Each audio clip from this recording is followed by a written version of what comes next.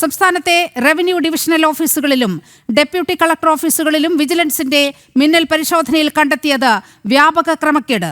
നെൽവയലുകളും തണ്ണീർത്തടങ്ങളും വ്യാപകമായി തരം മാറ്റാൻ RDO ഓഫീസുകളിൽ നടക്കുന്നത് വൻ കൊള്ളയാണ്. RDO ഓഫീസുകൾ നിയന്ത്രിക്കുന്നത് ഭൂമാഫിയയും റിയൽ എസ്റ്റേറ്റ് ഏജന്റുമാരും. 69 ഓഫീസുകളിൽ നടത്തിയ പരിശോധനയിലാണ് ക്രമക്കേട് പുറത്തു വന്നിരിക്കുന്നത്. വിവരങ്ങളുമായി ദിസ്ന ചേരുന്നുണ്ട്. ദിസ്ന, എന്തെല്ലാം ക്രമക്കേടിന്റെ അഴിമതിയുടെ കഥകളാണ് ഇപ്പോൾ പുറത്തു വന്നിരിക്കുന്നത്?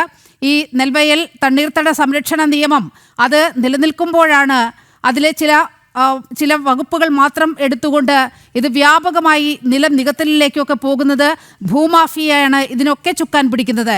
എന്താണ് RDO ഓഫീസുകൾ കേന്ദ്രീകരിച്ചുള്ള പരിശോധനയിൽ നിന്നും വരുന്ന വിവരങ്ങൾ?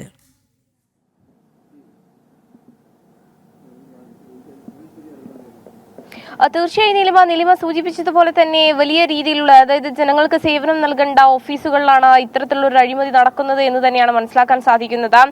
ഓപ്പറേഷൻ ഹരിത കവചം സംസ്ഥാനത്തെ റവന്യൂ ഡിവിഷണൽ ഓഫീസുകളിലും ഡെപ്യൂട്ടി കളക്ടർ ഓഫീസുകളിലും വിജിലൻസ് നടത്തിയ പരിശോധനയിലാണ് ഇത്തരത്തിൽ വലിയ രീതിയിലുള്ള ക്രമക്കേടുകൾ കണ്ടെത്തിയത്. 69 ഓഫീസുകളിലാണ് ഇത്തരത്തിൽ പരിശോധന നടത്തിയത് എന്ന് തന്നെയാണ്. നെൽവയലുകളും തണ്ണീർത്തടങ്ങളും വ്യാപകമായി തരം മാറ്റിയതുൾപ്പെടെയുള്ള രേഖകൾ കണ്ടെത്താൻ വിജിലൻസിന് സാധിച്ചു എന്ന് തന്നെയാണ് ഏറ്റവും എടുത്തു പറയേണ്ടത്. മാത്രമല്ല RDO ഓഫീസുകൾ വ്യാപകമായി കൈക്കൂലി വാങ്ങുന്നത് ഉൾപ്പെടെയുള്ള കാര്യങ്ങൾ മനസ്സിലാക്കാൻ സാധിച്ചു. അതോടൊപ്പം തന്നെ ഈ മൂവാറ്റുപുഴയിൽ ഉൾപ്പെടെയുള്ള സ്ഥലങ്ങളിൽ ഉദ്യോഗസ്ഥൻ 4.59 ലക്ഷം രൂപയുടെ കൈക്കൂലി വാങ്ങി എന്നതുൾപ്പെടെയുള്ള തെളിവുകൾ വിജിലൻസിൽ ലഭിച്ചു എന്ന് തന്നെയാണ് നമുക്ക് മനസ്സിലാക്കാൻ സാധിക്കുന്നത്. അതോടൊപ്പം തന്നെ ഈ കളക്ടർ നിരസിച്ച തരംമാറ്റത്തിന് തളിപ്പറമ്പിൽ RDOയുടെ അനുമതിയും ഉണ്ട് എന്നൊരു കണ്ടെത്തൽ കൂടി വിജിലൻസിന് ലഭിച്ചിട്ടുണ്ട്. അത്തരത്തിൽ 69 ഓഫീസുകളിൽ നടത്തിയ പരിശോധനയിലാണ് ഇത്തരത്തിലുള്ള ക്രമക്കേടുകൾ കണ്ടെത്തിയിട്ടുള്ളത്. ജനങ്ങൾക്ക് സേവനം നൽകേണ്ട ഓഫീസുകളിലാണ് ഇത്തരത്തിലുള്ള നിയമങ്ങൾ നിലനിൽക്കെ വലിയ ക്രമക്കേടുകൾ നടക്കുന്നത് എന്നത് തന്നെയാണ്